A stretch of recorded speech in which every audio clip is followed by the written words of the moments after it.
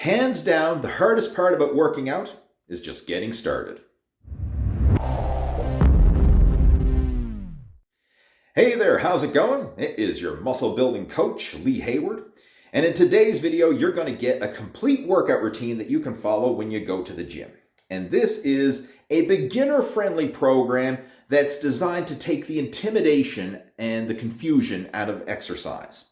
Because one of the common complaints that I hear from a lot of people who are hesitant about going to the gym is it feels overwhelming, it feels confusing, they don't know what to do when they get there, and it's just outside their comfort zone, and they just, boy, I don't even want to go. So this video is going to be like your step-by-step action plan. And it is a beginner's total body workout that's going to cover exercises for all your major muscle groups, and everything is outlined for you, exercise for exercise, set for set, so you can literally follow along with this in real time. Like you could have your phone with you at the gym, watch the exercise, pause it, you go ahead and do it, and we can kind of work it back and forth, almost like I was there with you as your personal trainer in the gym. And this is a great way to get you started on the right track. So without further ado, let's jump into the workout.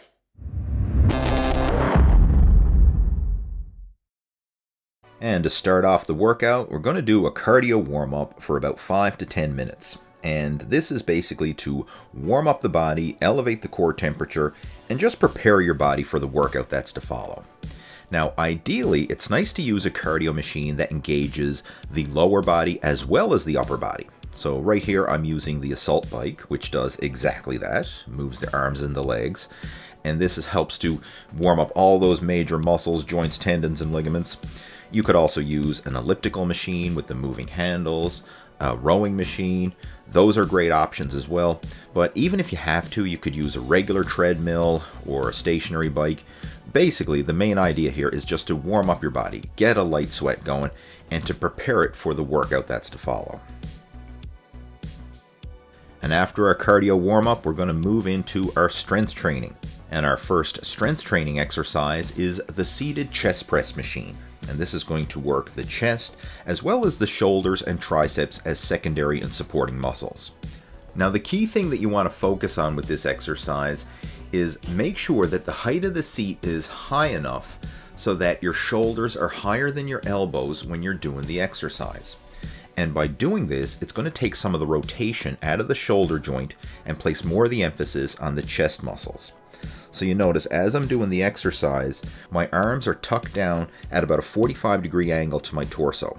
When you have your elbows flared out to the sides, it places a lot of excess strain on that shoulder joint and the rotator cuff.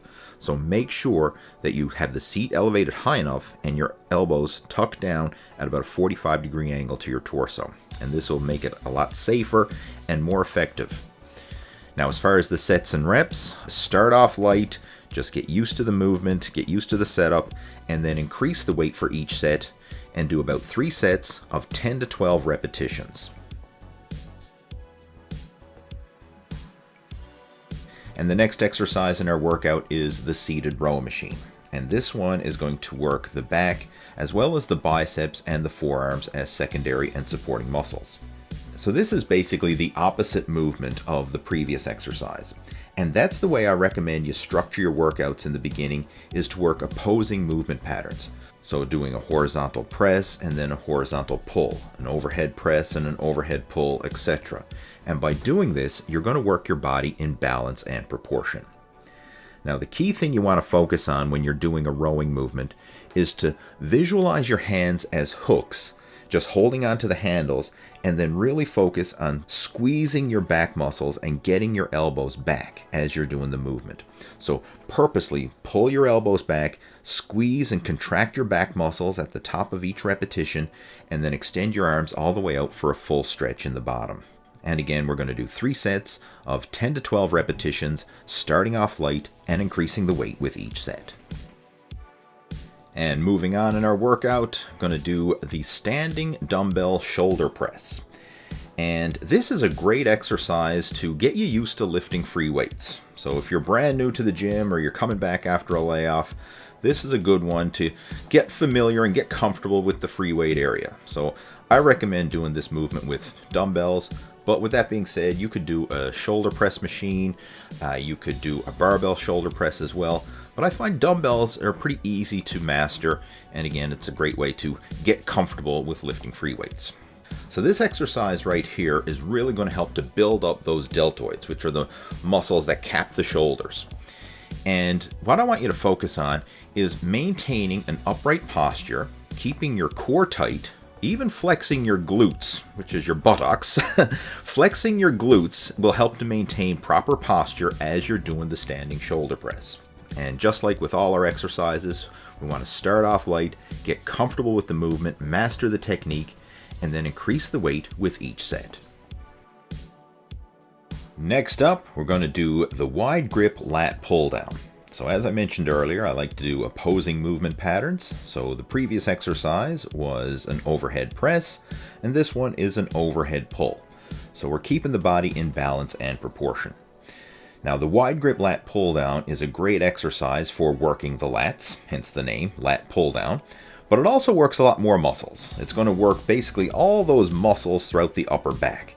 So it's going to hit the rhomboids, it's going to hit the trapezius muscles, especially the lower traps. It's going to hit the rear delts and all those small stabilizer muscles throughout the back. I mean, if you look at a back anatomy chart, there's a lot of different muscles in there, and the lat pull down is really going to target most of those upper back muscles. So this is a great exercise for building width throughout the back, and again, helping to build balance and proportion. Now the key with the lat pull down is you really want to focus on getting a full range of motion.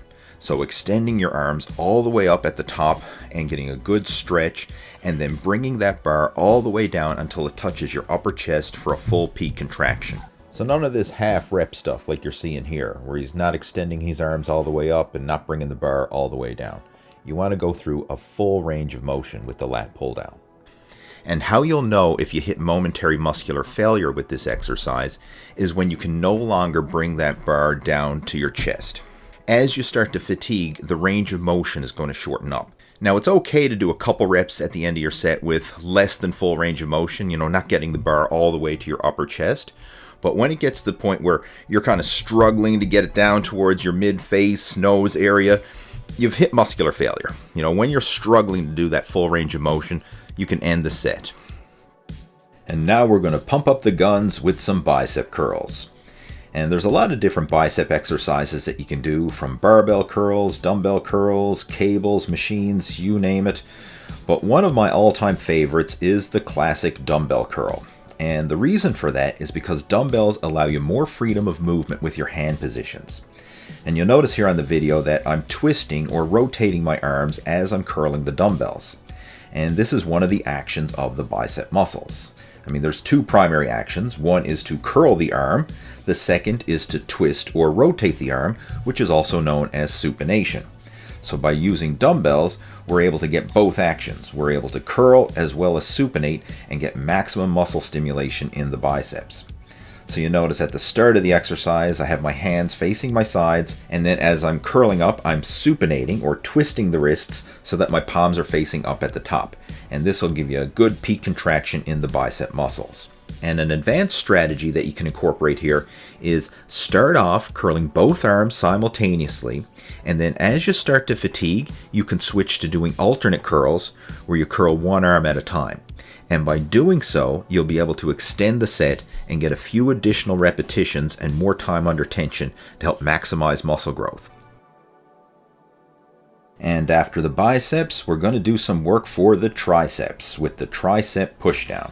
Now, tricep pushdowns are to your triceps what bicep curls are to your biceps. So this is the opposing movement pattern, and the tricep muscle actually makes up 2/3 of your upper arms. So if you want to build bigger, more muscular arms, it's critical to include tricep exercises as part of your workout routine. So right here, I'm doing tricep cable pushdowns from a high pulley cable, and I'm using an easy curl bar attachment. And there's a lot of different bar attachments for doing pushdowns. You can use a straight bar, an easy bar, V-bar, a rope attachment, and they all work the tricep muscles.